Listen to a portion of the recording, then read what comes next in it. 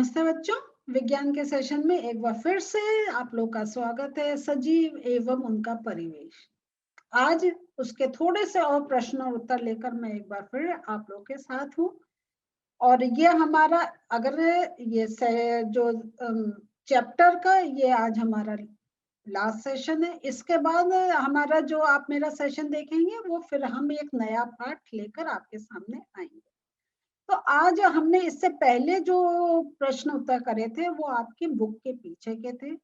आज जो है वो थोड़े से पीछे के हैं प्रश्न, थोड़े से मैंने अपनी तरफ से आपके लिए प्रश्न बनाए हैं, जैसे आपको एक आइडिया लगे कि आपके पाठ में से और किस टाइप से प्रश्न बन सकते हैं, और उसके साथ आपको जो इस टाइप के नए प्रश्न हैं उनके उत्तर भी आपको मिले। ठीक है, तो आज का सेशन स्टार्ट करते हैं और आज का पहला प्रश्न लेते हैं। पहला प्रश्न जो है, सजीवों के विशिष्ट लक्षण सूचीबद्ध कीजिए। तो सजीवों के विशिष्ट लक्षण कौन कौन से हैं? ये उनको भोजन की आवश्यकता होती है, वे श्वसन करते हैं और उत्सर्जित करते हैं, अपने पर्यावरण पर प्रतिक्रिया करते हैं, प्रजनन करते हैं, बढ़ते हैं और गति दिखाते हैं। तो देखिए, जैसे मैंने यहाँ पे कॉमा लगा के कर दिया, यहाँ पे बढ़ते हैं, गति करते हैं, सब एक साथ लिख दिया। आप चाहें तो वो एक सेशन में मैंने सारे लक्षण आपको करे थे, जब हमने पूरा लक्षणों का हमारा खत्म हो रहा था, तो आप देखेंगे मैंने पूरी लिस्ट डाउन करा था। तो आप चाहें तो वैसे भी उत्तर दे सकते हैं, जितने हमने लक्षण पढ़े थे वो सारे आप ऐसे एक के नीचे एक लिखें, या कहीं आप कॉमा लगाकर भी लिख दें। बस मेन थिंग है कि जितने हमने सजीवों के लक्षण पढ़े हैं वो सारे आपके आने चाहिए। ठीक है, तो ये सारे जो विशिष्ट है, तो अगर हम लक्षण भी बोल सकते हैं, विशिष्ट लक्षण भी बोल सकते हैं, कोई ज्यादा डिफरेंस नहीं है। लेकिन मेन है कौन कौन से लक्षणों के आधार पे हम किसी को सजीव बोल सकते हैं, ये इंपॉर्टेंट है। वो लक्षण आपको बिल्कुल याद होने चाहिए। चलिए आज नेक्स्ट क्वेश्चन देखते हैं।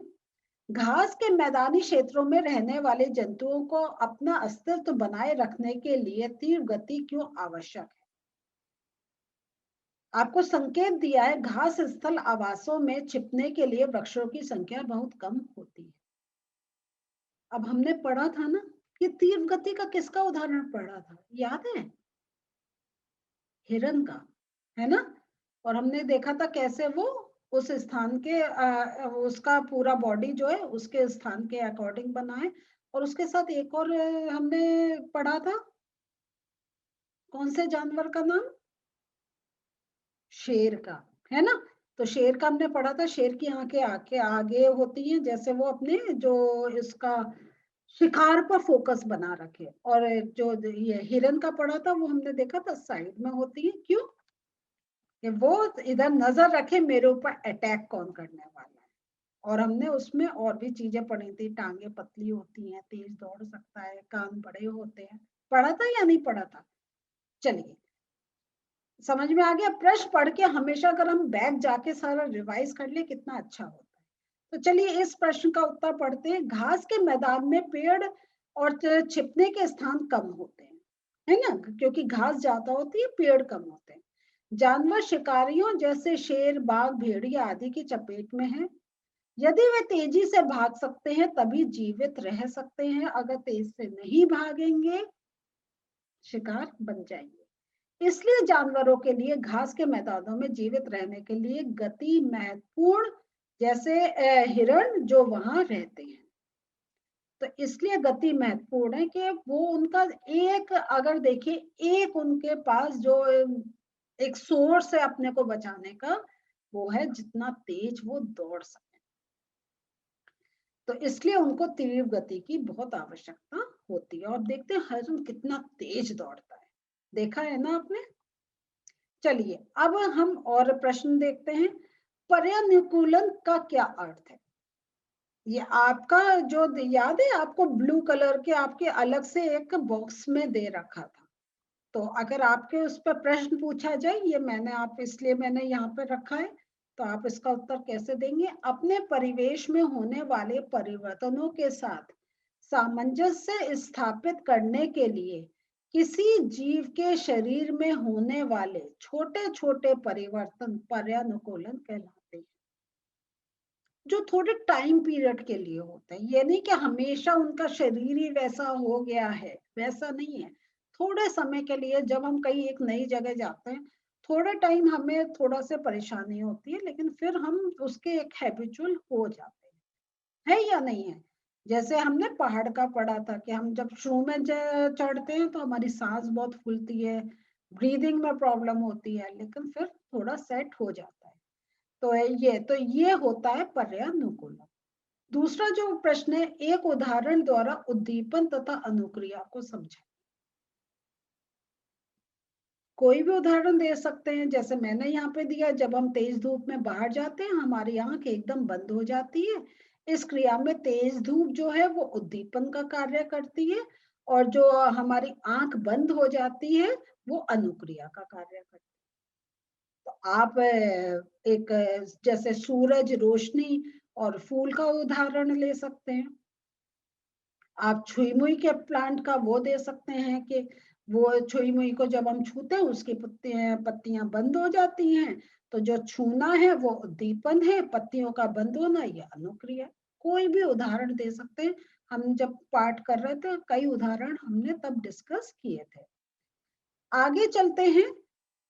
गति करना सजीवों का लक्षण है। बस गति करती है, किंतु बस को निर्जीव की श्रेणी में रखना क्यों सही है? देखा, तो हमने जब लक्षणों की बात करनी शुरू करी थी सजीवों के, तब से हम गति को लेकर चल रहे हैं। एक गति ही ऐसा है जो हमें एक कंफ्यूजन क्रिएट करती है, नहीं तो बाकी सारी क्रियाएं तो हमें कहीं एकदम होता है, ये सजीवों में, ये निर्जीवों में। तो अगर हम गति की बात कर रहे हैं तो बस सजीवों के अन्य लक्षण जैसे श्वास लेना, वृद्धि, भोजन लेना, प्रजनन आदि गुण नहीं दर्शाता है। इस कारण बस को निर्जीव की श्रेणी में रखना अ, सही है। इसलिए वो सही है। ठीक है कि वो बाकी जो लक्षण है सजीवों के वो तो नहीं दर्शा रहा है। और वो जो गति भी है वो क्या है? वो खुद नहीं है, वो किसी कारण से हो रही है, कोई जब उसको गति करवा रहा है। ये भी एक चीज आ गई। ठीक है, तो आप इसका उत्तर ऐसे देख लीजिए, और आपको कोई और भाषा समझ में आ रही है तो उसमें भी आप लिख सकते हैं। फिर जो प्रश्न है, मेढक की कौन कौन सी शारीरिक संरचना जल तथा स्थल पर रहने में सहायक है? तो हमने देखा मेढक का वो जल में भी रहता है और ये स्थल पर भी रहता है। और जनरली हमने क्या देखा, या तो जीव स्थल पे है या जीव जल में है। तो अब ये दोनों में कैसे रह लेता है? क्योंकि अगर हम चाहें तो हम जल में रह सकते हैं, सांस ले सकते हैं। नहीं, अगर मछली को हम बाहर निकाल देते हैं क्या होता है? ज्यादा समय जिंदा नहीं रह पाती है। मछली जल की रानी है, जीवन उसका पानी है, हमने ये पोयम कब से जानते हैं। तो अब मेढक में ऐसी क्या चीज है? तो मेढक के पशपाद लंबे तथा मजबूत होते हैं, और ये क्या करते हैं, ये उसको छलांग लगाने में और शिकार को पकड़ने में बहुत सहायक होते हैं। लेकिन इन्हीं पशपाद में क्या होता है, जाल युक्त वो पादुंगलियां होती हैं, और वो जो जाल युक्त पादुंगलियां होती हैं वो उसके तैरने में सहायक होती हैं, और इस कारण वो जल में तैर सकता है और रह सकता है। तो ये हमने देखा कैसे उसका शरीर दोनों जल और स्थल के लिए अनुकूलित है। फिर जो एक और प्रश्न है, जलीय पौधे किस प्रकार जलीय वातावरण के अनुसार अनुकूलित होते हैं? तो यहाँ पे देखें, हाँ, ऐसे आप हम जैसे जल का वो कर रहे हैं, ऐसे स्थल का, हमने जितने भी और अनुकूलन का पढ़ा था, किसी पे भी प्रश्न बन सकता है। तो आप ये ध्यान रखें, और जो जो चीजें आप रिवाइज कर रहे हैं, ये मेरे जो प्रश्न मैं आपको दे रही हूँ, तो ये आपको एक हेल्प करेंगे कि आप जब आप फिर से चैप्टर को रिवाइज करें तो कहाँ कहाँ आपको इम्पोर्टेंट पॉइंट्स याद रखने। ठीक है, तो चलिए हम भी आज का अभी जो प्रश्न है वो देखते हैं। फिर से एक बार मैं पढ़ रही हूँ।